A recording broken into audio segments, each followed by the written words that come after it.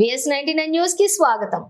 మేడ్చల్ జిల్లా అల్వాల్ ఐటీఐలోని ఓటు హక్కును వినియోగించుకున్నారు. మాజీ ఎమ్మెల్యే మైనంపల్లి హనుమంతరావు కుటుంబ సభ్యులతో కలిసి 363 పోలింగ్ కేంద్రంలో ఆయన ఓటు వేశారు.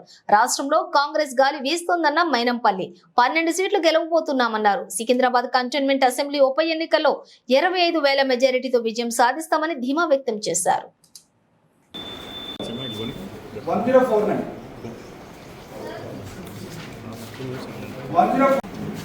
134 ఓకేనా?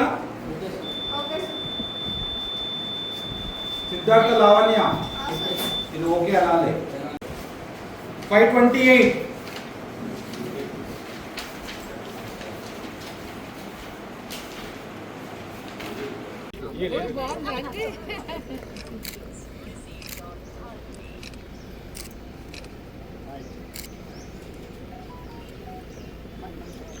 మా పట్నం సునీతా మహేందర్ రెడ్డి గారికి అడ్వాన్స్గా కాంగ్రెస్ తెలియజేస్తూ ఉన్నాను.